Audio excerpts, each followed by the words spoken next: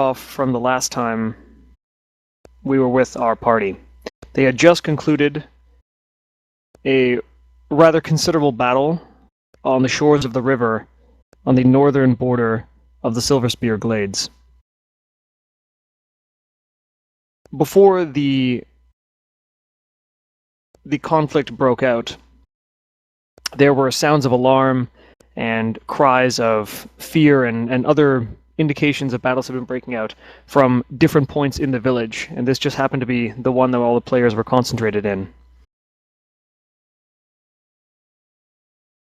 Over the course of the battle, there was a few close encounters, one strange interaction between Morris and the plant monster, which currently lies in a lifeless heap, somewhat crushing the body of the half-elf sorcerer that has recently encountered the rest of the party.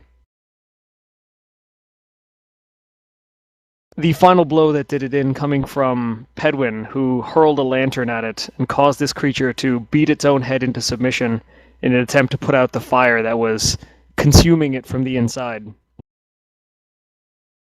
As a result, the object that he struck him with also struck the seeming ally in the lizard folk that came to the aid of the party that had only been spotted once before.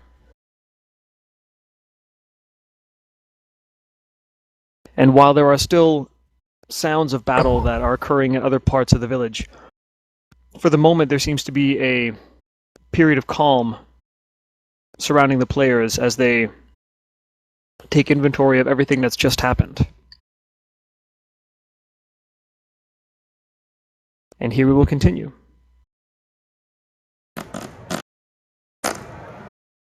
I'd like to dig through the plant monster for the root.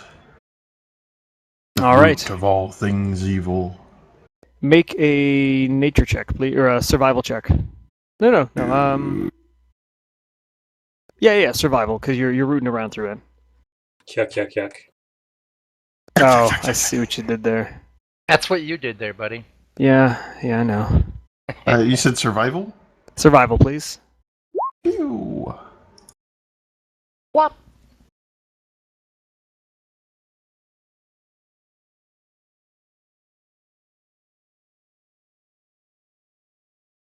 Okay, so you root around inside the remains of this creature.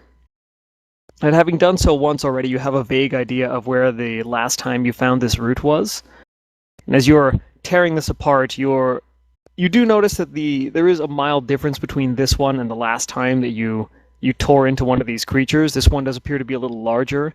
It appears to be composed entirely of moderately fresh vegetation with some decomposition, whereas the one you encountered before was rather dehydrated. As you are tearing through the different layers of this creature, encountering everything from tough roots to kind of creeping vines or large patches of moss and lichens, eventually you reach what you equate to be the core of this creature, and lying there is a small, brown, slightly greenish root that appears to be moving ever so slowly. I'll pull it out. Alright, you pull out the root. It's wriggling a little bit more in your hand now that you've removed it from its housing. But other than the slight undulation that you feel out of it, there doesn't appear to be any kind of response to you. I'm gonna stick it in my bag for a healthy snack later. Alright, you shove it into your bag. Yeah. Is Drax's character down right now? The last time that you saw the half-elf, looking down at the creature as you're taking it apart, you do happen to notice a half-elf arm sticking out from underneath the creature and a kind of mass of silver hair jutting out from underneath it, and you have surmised that the half-elf appears to be underneath the creature, emitting no current noise. I guess I'll help him out from underneath the creature. Alright, you start to haul on the plant monster itself. Make a strength check, please. Mm-hmm. Oh god, a 1. You lift him up, but drop him back down again. Morris gets manages to get a grip right on the center of mass of this creature and hauls it not only off of the half-elf, but clear over his head. An impressive feat of strength given the mass of this creature. But he manages to be holding it up there. What are you going to do with it? It's now hoisted over your head.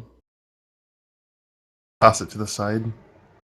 All right, with a resounding thud and a kind of crumpling sound of some of the stone underneath it cracking lightly underneath the impact of this massive creature. It lands with a thud just off to the side of the now visibly unconscious half-elf form of Theon.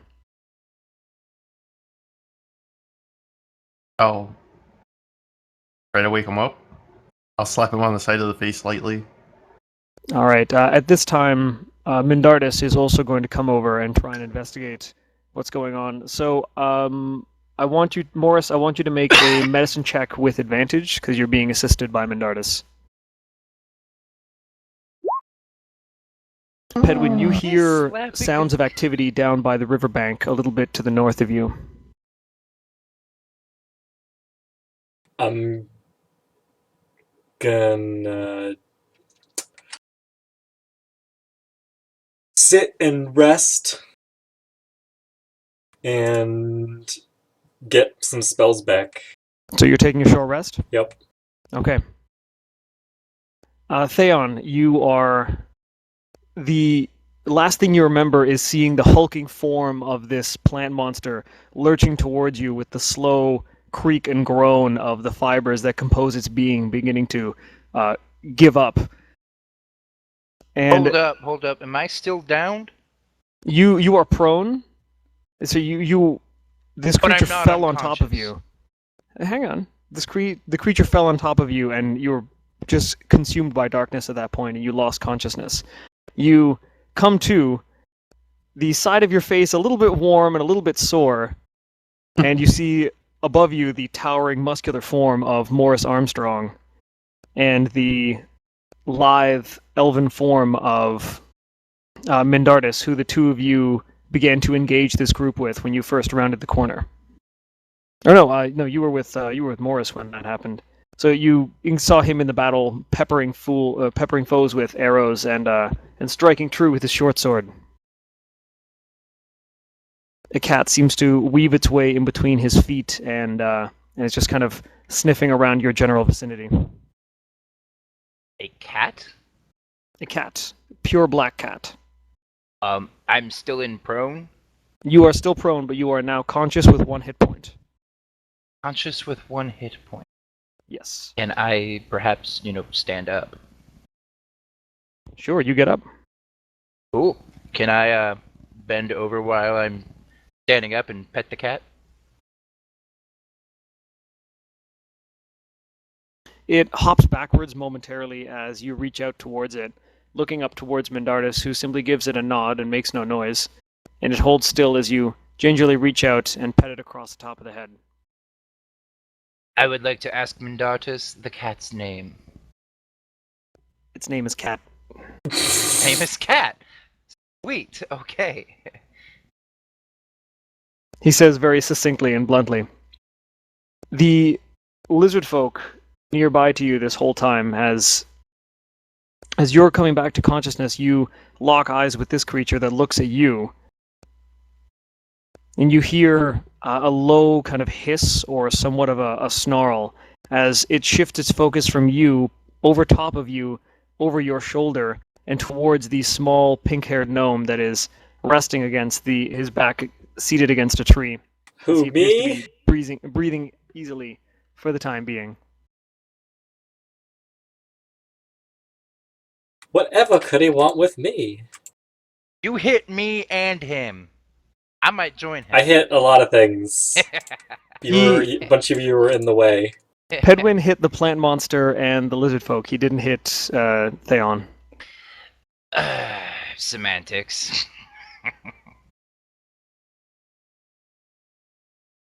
Who is At moving this towards point, Pedwin? Who is moving towards Pedwin? The lizard folk is moving towards Pedwin. Uh-oh. What does the lizard folk speak? lizard folk. Do I catch that he's moving that direction? You see him move in that direction, and he is quite transfixed on Pedwin at the moment. Theon and Mindardus both recognize the very broken speech that comes out of this creature, but they do recognize it as Draconic. And as he's looking at Pedwin, you hear the broken dialect of this creature. You, small one, hurt me. Perhaps I should start moving in that direction too? I scream out to the lizard man and I say, "It was only an accident. I also suffered an injury upon his doings.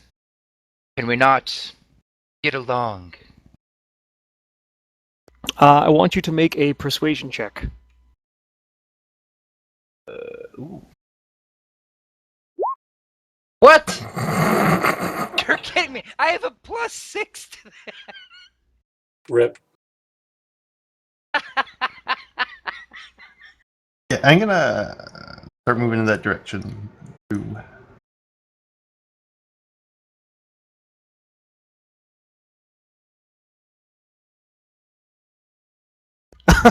Okay, so Theon, you utter these words, and Pedwin, you're resting, so you're actually not really taking in too much of this. But Morris, Yeah, I'm more you focused on my new toy. are you talking about the pearl? Yep. Okay, so you've taken the pearl out of your inventory and you're looking at it. You hold it in your hand. It's around the size of, well, okay, golf balls don't exist here, but it's around an inch in diameter.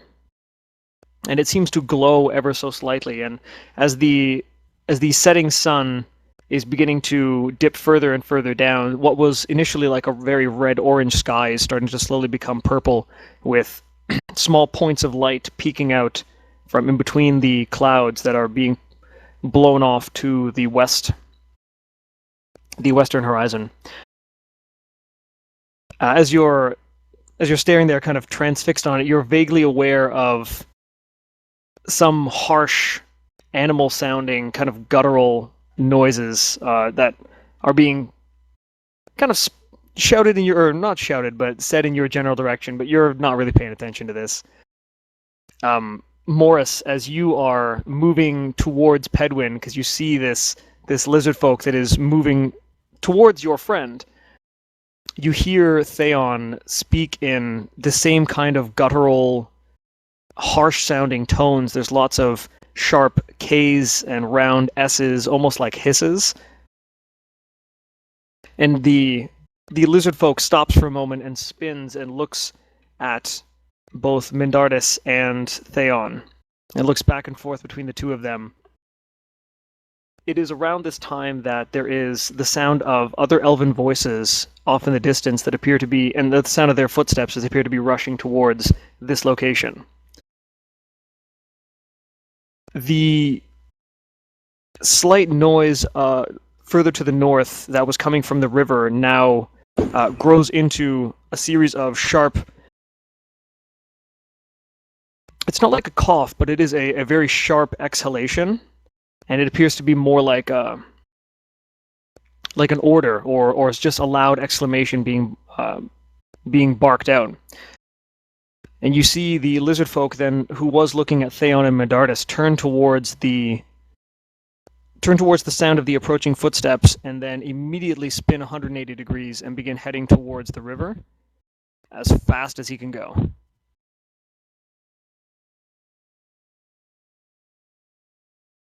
So Morris, you were over here trying to get between the lizard folk and Pedwin? Oh, I shrunk you by mistake. Good.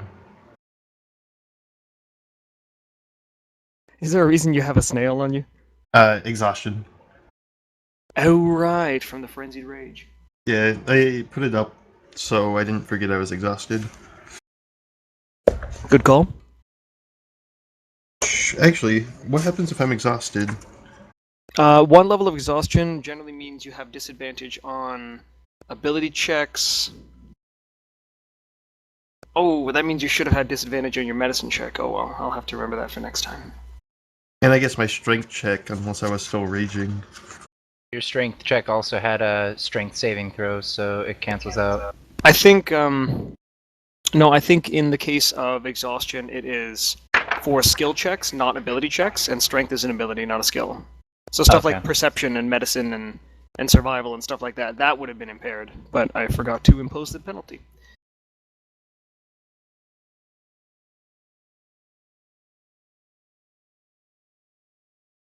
I guess it doesn't matter because it would have canceled out with.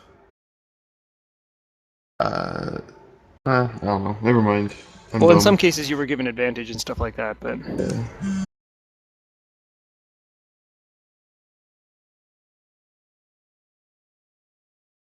I'm trying to remember where conditions are.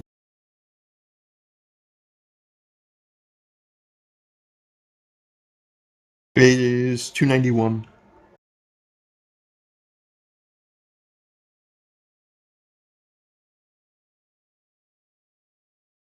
Ah, yes, there it is. Exhaustion, yes, disadvantage on ability checks. Okay, so yeah, that would have been the strength check as well. Alright, well, I had forgotten to do that, so...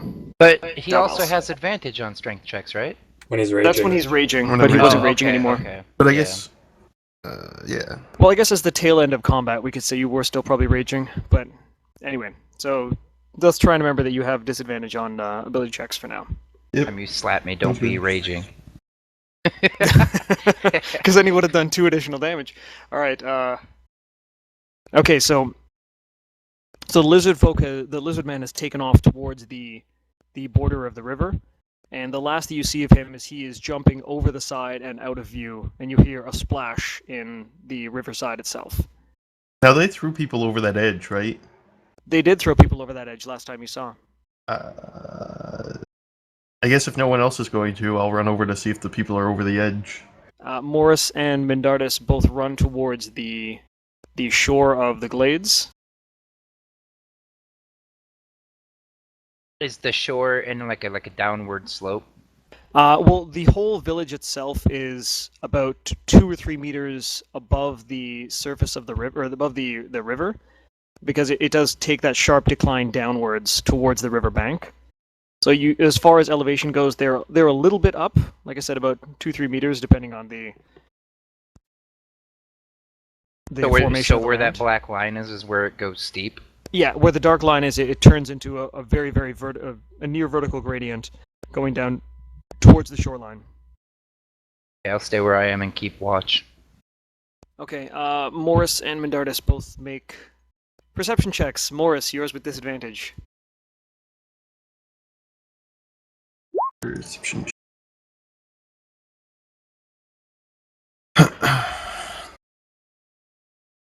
So as you look over the side, Morris, you can see...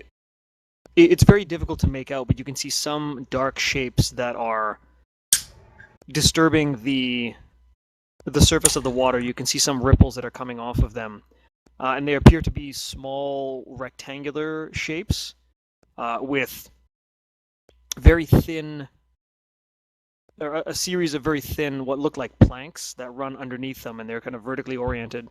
There's about 3 or 4 of them in the water itself, and they're moving down the river along with the current. Mindardus can see a little bit more sharply with his elf eyes, and he can see that on top of these what appear to be rafts made of crude leather and kind of lashed together with other vines and scraps of ropes, that the nets with individuals bound within them and the kind of bags that were being hauled by some of the lizard folk were tossed on top of these rafts, which are now being towed down the river by lizardmen in the water, kind of pulling on them with additional ropes. So we've got no chance to catch them. They're moving pretty fast. At this point, you would have to really, really motor it to try and keep up with them. But I'm exhausted. And But you are even exhausted. then, you have to keep up with the bags along the shoreline, and you'd have to get down there as well. At this point, they are about... I'm going to say they're about 70 plus feet away from you. Right. Can I pull out my flashlight so I can see what they actually look like? You have a flashlight? No. Does Mindardus at all have any kind of like arrow with like a rope tied to it? This sounds like Mindardus a has really rope bad and has idea. arrows. He doesn't currently have it tied up. Okay. I guess seeing the location they're in, and in my exhaustion and injuries, I'll just fall back and fall asleep into a short rest.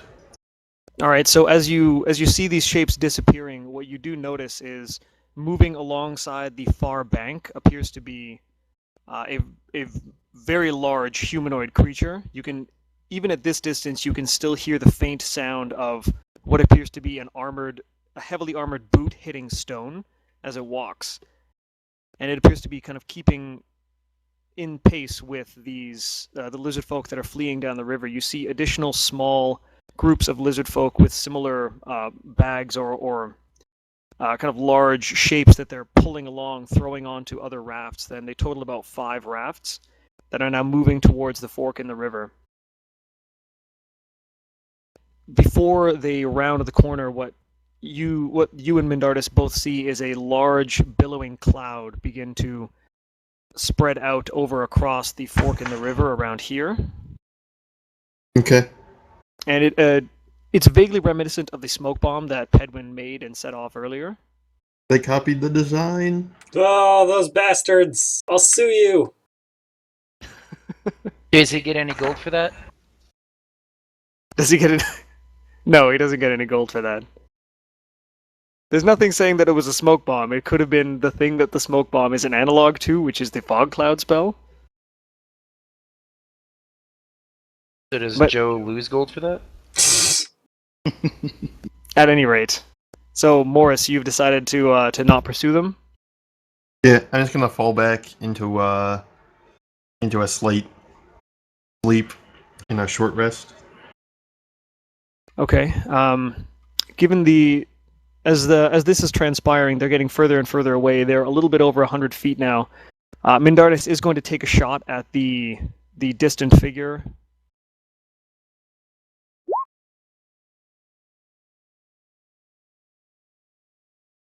Can I take a Uh, short rest as well? But unfortunately, the shot just it's too difficult to judge at this distance, especially with the low light angle, and the arrow just goes wide and implants itself into a tree. So you're all going to go ahead and take a short rest? Yeah, I I'm gonna need sleep to during mine.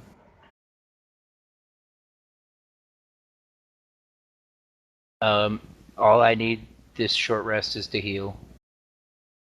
All right, well, we'll say over the course of the next hour, you guys manage to collect yourselves and you simply put your backs against anything that you can rest on. There are still some benches in this region of the Silver Spear Glades. It appears to be just kind of a small opening designed purely for aesthetic reasons. It looks out over the river and the bulk of the forest as it goes further off into the north.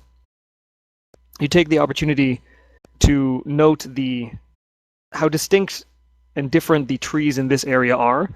They are that very, very marked and obvious silver-colored bark, and even as close as across the river, they are just a completely different species of trees, and there appears to be no kind of hybridization or transfer between these two regions. And all of these trees seem to be constrained to this area. So over the course of the hour, anybody can use any hit dice that they want to try and heal up. How does that work? Just So you have a certain number of hit dice, and over the course of a short rest, you can use as many of them as you want to try and bring yourself back up to full. what is the downside of using all 3? That you don't get them back until you only get them back after you finish a long rest, and the amount you get back is half of the total. Well, I'm gonna use all 3 of mine then. I doubt that I'm going to the get amount all... you get back is half of the total. What was that? Yeah, so if you're at level 4, so you have 4 hit dice. Uh-huh. So every time you finish a long rest, you get 2 hit dice back. Is it only 2? That was something that No, it's kind of like I see what you're a saying. difficulty modifier that I saw Matt Mercer put in his game, and I thought, hey, that's pretty good. So I'm using it. Okay, cool. Okay, so I'm gonna... 1... That's... So I rolled a 5, and then I added the 2 from my constitution, correct? That's what that's Yes, you showing? add the 2 to Okay. from your constitution as well. Oh, cool. That's actually It's it works like that. automatically added. It works like that in the guide. Well, each hit dice that you spend is you roll the dice and then it automatically adds your Constitution mod. Yeah. So But- I gain 16. You regain half the die per the. Per long rest. Yeah, that's actually in the guide. Well, there you go. It's Yeah. in there. Alright, cool. Okay, I'm going to say over the course of the long rest, you get over your exhaustion, Morris. Short rest, you mean? Yes, sorry. Over the course of your short rest, you get over your exhaustion. Are you sure? Yes, the serene glades themselves seem to bring to you a sense of peace and revitalization that surprises even you. It's pretty good.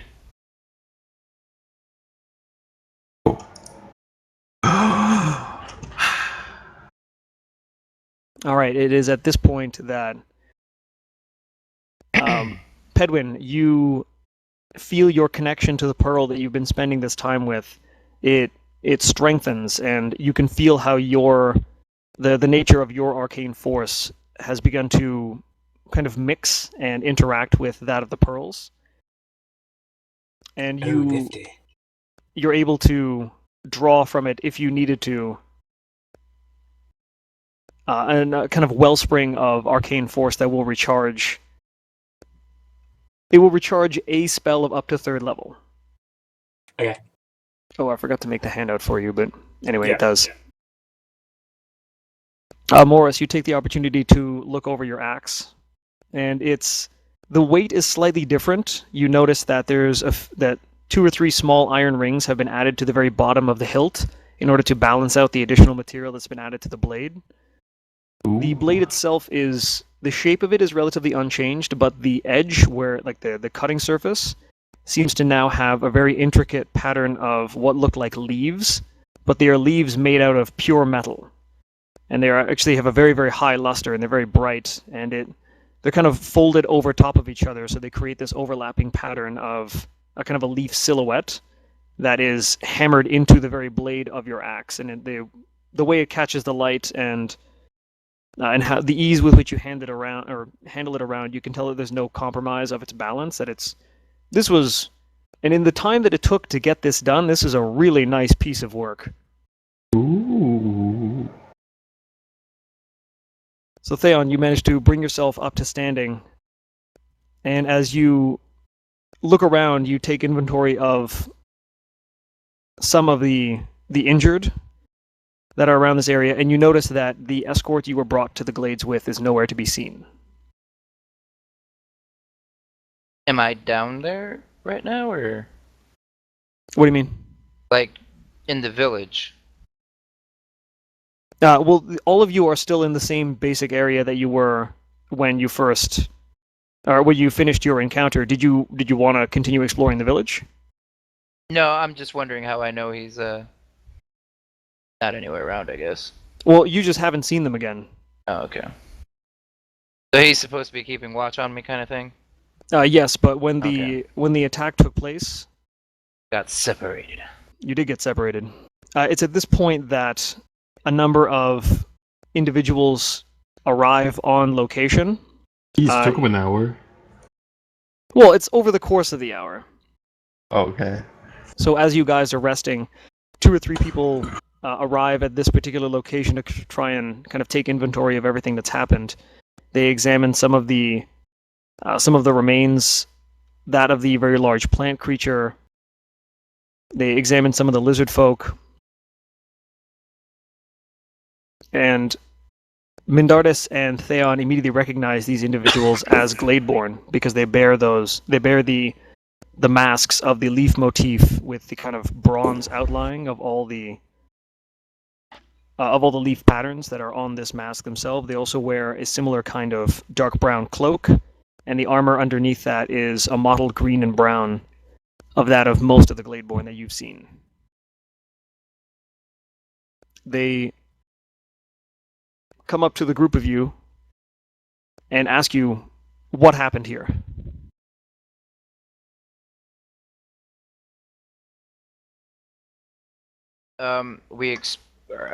I look at him and I explain to him that we noticed several lizard men packing people into bags, dragging them to the shoreline, and tossing them over the side.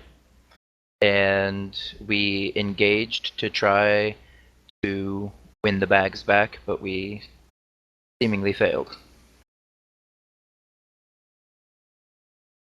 He tells you that he's received similar reports from other locations in the village and appears that this was a coordinated strike specifically meant to capture as many captives or civilians as possible. The last that they saw of them, they were heading downriver towards the north. And they ask if there is any other information that anyone from this group has.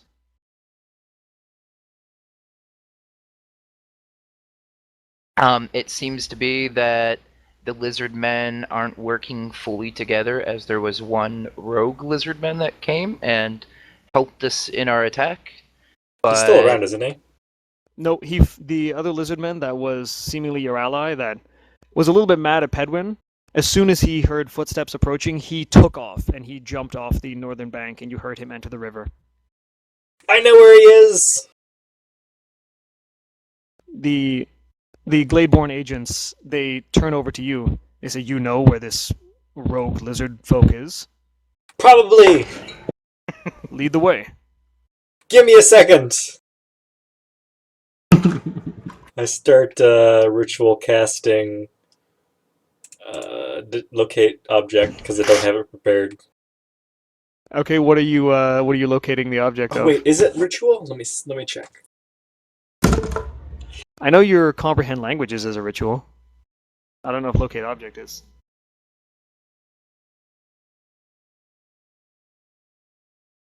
did the lizard have an object on him that? It is not ritual.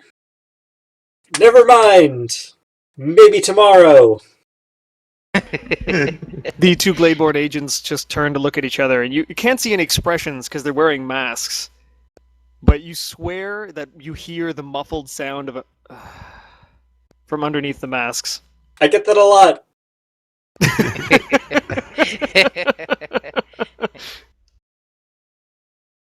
It's at this point that the man in charge, the elf in charge of the forge, comes out from the southwestern path that Mendardus and Theon both arrive on the battlefield from, kind of stepping over some of the remains of some of these other creatures. Ah, there you are. If you will excuse me, and he indicates to the two Gladeborn that are there, these are to be my guests. If there is no further questions for them, please allow me. The two Gladeborn look at each other, and they exchange a question to him in Elvish. And Morris, you said you understand Elvish, right? Yep, but nobody knows that. All right, nobody else knows that. So Morris, Theon, and Mendardus all hear the sound of the question, which is, can they be trusted? And the response that, or it's, can they be trusted in... and you hear them use this elf's name, and it's Peleus. And Peleus looks briefly at each of the four, and then nods his head and responds in Elvish. They saved my boy. I trust them. This seems to satisfy the two Gladeborn agents, who then, with a bow, nod their heads and slink backwards.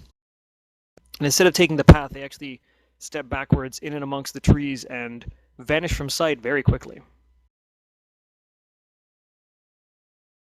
Was I part of that, or was that something that happened prior?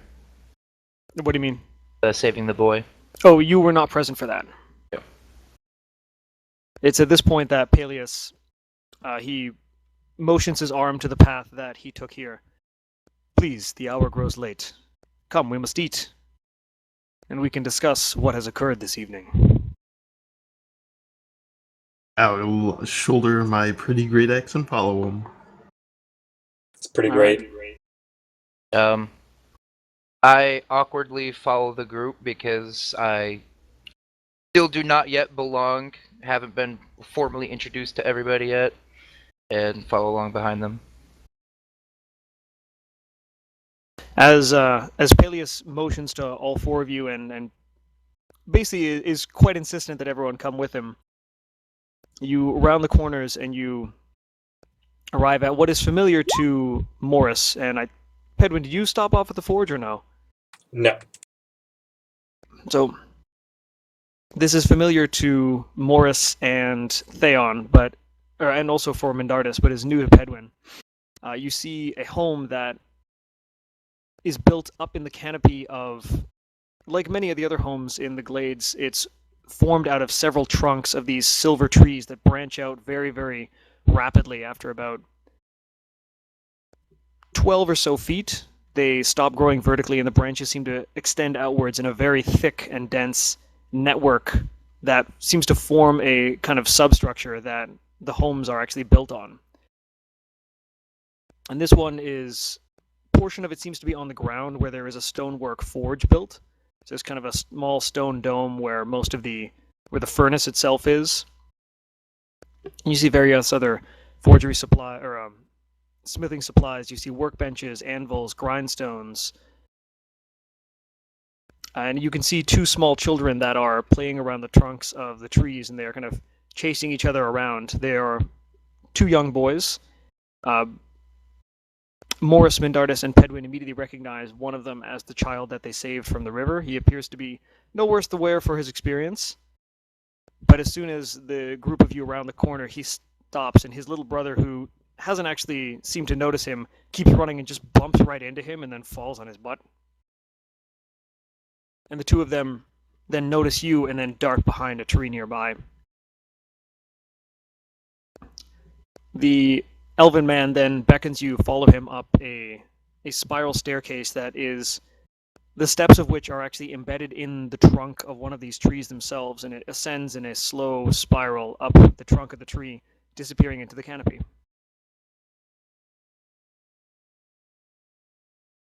As the group of you move upwards, you're a little nervous putting your weight on something that doesn't appear to be terribly well supported, but it feels solid as any other step as you put your weight onto it.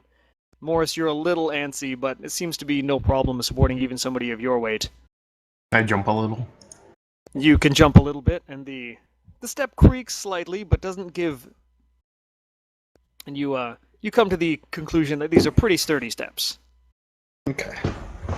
That's good to know. The group of you go upstairs, and again, Theon and Mindardus, these are homes that are very familiar to the two of you, Yes. having spent a good chunk of your time there.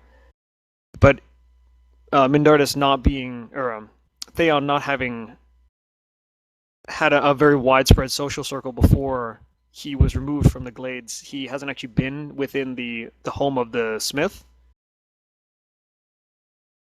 And as you arrive up there, Peleus extends his arms out and says, "I welcome you, friends of my family.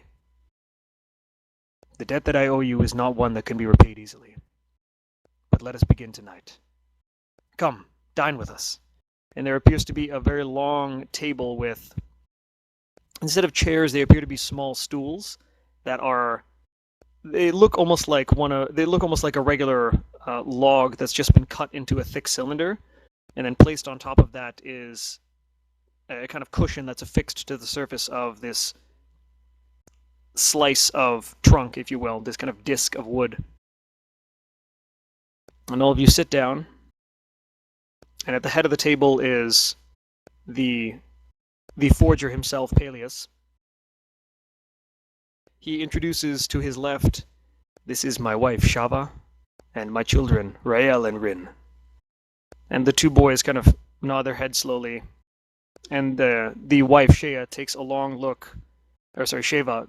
look at everybody at the table, and holds on you, Morris. She says, "I understand that it was you who dove into the river to save this one." She puts her hand around Rael's shoulder.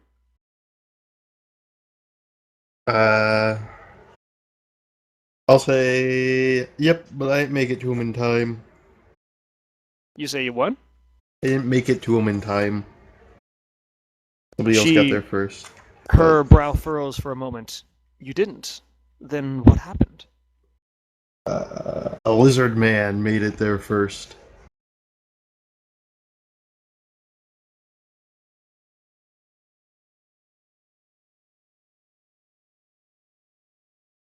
Peleus and Shava both look at each other, and they both look at their son Rael. And they ask him, "Is this true? There was lizard folk there as you played by the river?" The boy seems very bashful for a moment, as if he doesn't want to say. He doesn't want to say anything, and he kind of looks very sheepishly up at you, Morris and Mindardus.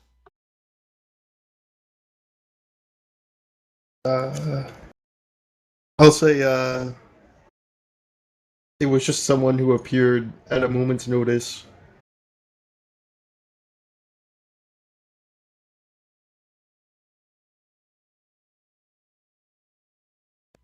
Peleus raises his hand and says, "It matters not the details of the events. What matters is that Rael is still with us, Shava. We should be thankful, not questioning these guests of ours." I did punch him in the stomach, and he started breathing again. Or was it the chest? You pounded on his chest. Yeah. At which point Shava looks a little bit concerned down at her son. But apparently, at the revelation of this, her son actually kind of puffs his chest out and sits up really tall and has kind of a smile on his face, looking strangely proud of this. And she just shakes her head slightly with a kind of resignation of, "Oh, well." It's at this point that Peleus and his son Rin both disappear into a different room and come back out with large platters of what appear to be vegetables in various states of either being cooked or raw, and they're all kind of arrayed out in a very large selection in front of you, and that's placed on top of the table. There's a large pot of soup that's brought up and placed in the center of the table, and Shava begins pouring it out into bowls and handing them to the group and then to her own family.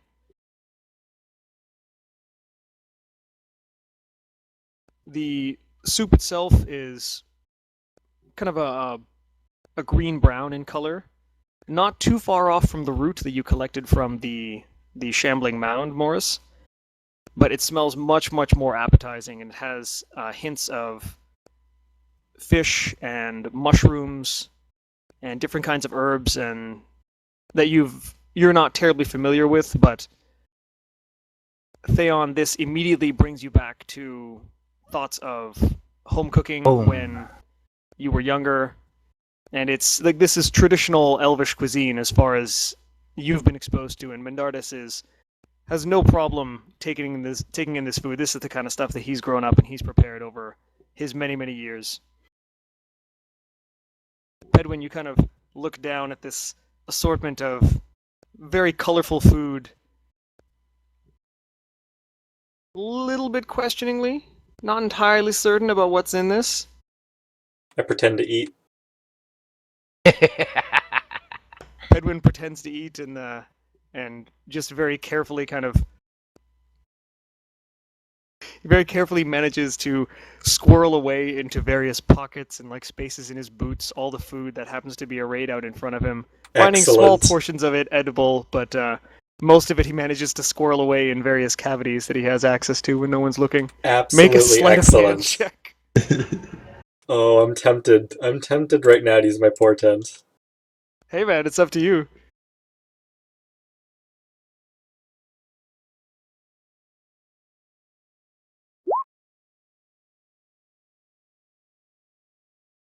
Butts.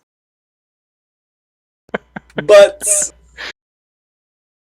As you are squirreling away this food, it's fortunate that Peleus and Shava seem to be more concerned with talking with Morris, but Rael and Rin certainly notice you squirreling away food into various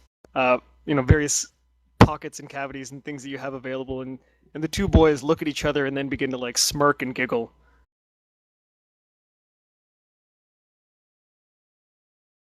It's at this point that I'm gonna mage hand a little bit into one of their pockets. Into one of the boys' pockets, or who? Yeah. Are you trying to mage hand food into their pocket, or take something out? Mage hand food into their pocket. It's you try and mage hand some food into their pocket, and you succeed in the case of Rin, who is the younger boy. But Rael seems to notice and jumps up from his stool. A piece of the vegetable kind of falling out of his pocket and hitting the floor, and Shava getting up and scolding her children. It's like that's food that we had to grow here in the village. You should not be wasteful of that. Look at the mess. Come on. And grabs the two of them by their ears and pulls them off into a different room, and you can hear the sound of bathwater running. Worth. I mutter a slight chuckle. Chuckle. It's at this point that Peleus, who has been left in the dining room with the assembled party, he leans forward, and the very light-hearted look that was on his face is slowly replaced with a more contemplative one, and one of much more seriousness. What happened tonight is not the first time, though I can say that they have never been this aggressive before. I am not one to believe in coincidence much. Your arrival just so happens to coincide with their most aggressive attack to date. Now, I do not mistrust any of you, but I do wonder what you are doing here. What business brings you to our village? We're looking for a bear boy.